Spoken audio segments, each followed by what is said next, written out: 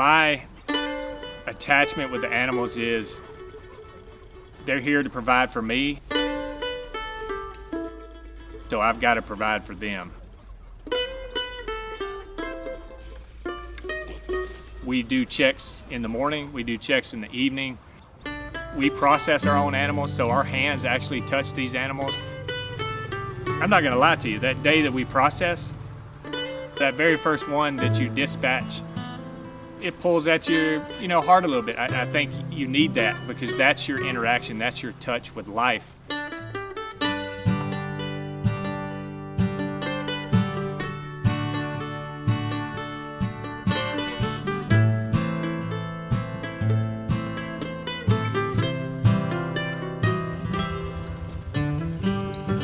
So these are our broiler chickens here that we move on pasture. So they get moved twice a day. Move them once in the morning and then once in the evening.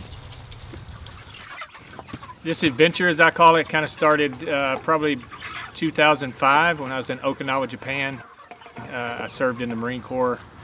Prior to this, I had new kids of my own, and I noticed the culture over there, the people. They were shopping every day for fresh food, fruits, vegetables, and buying their meat, which was a lot different from my upbringing. Stocking stuff, getting dry goods, getting processed foods and stuff. So as my wife and I started thinking about, we have kids and responsibilities, one of those things was making a healthier lifestyle for them, which kind of transitioned us as well as the parents to eating better and thinking about our bodies and what we put in that. Service in the Marine Corps is just that, it's service to a country. We wanted to continue that service. It was just something inside me that said, hey, we need to do this. Not only for the community, but also for our family to get back to where we give more than we take away.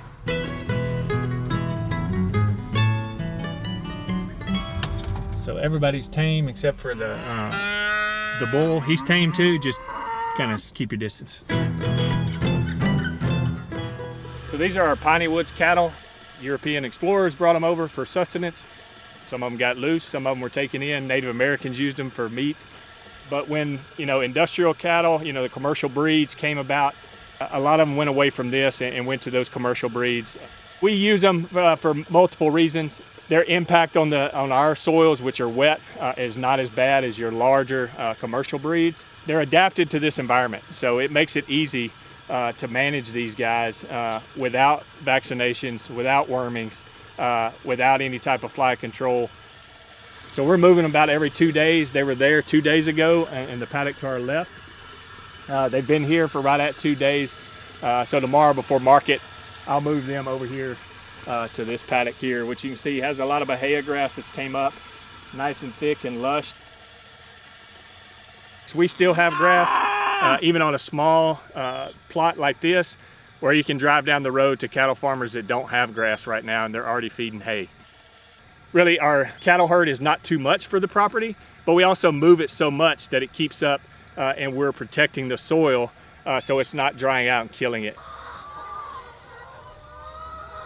If climate change wasn't happening, sustainable would be enough, but we need to be regenerative because climate change is real. We're trying our best on this farm to build soil, which is then going to sequester carbon into the ground and use it to build the plants for our herbivores, our omnivores. So they help us tag team with our rotational grazing to get the most out of the nutrients that we put on the ground so that we don't have to use those chemical fertilizers.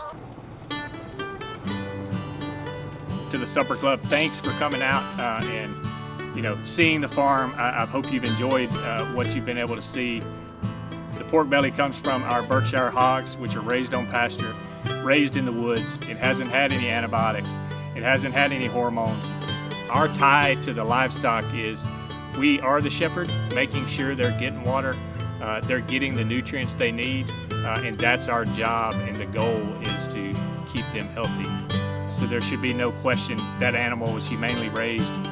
So we hope you enjoy it, and if you do, please reach out to Blake and us as well, and come out, and you can do the same thing and help us continue doing what we love to do, and we appreciate it.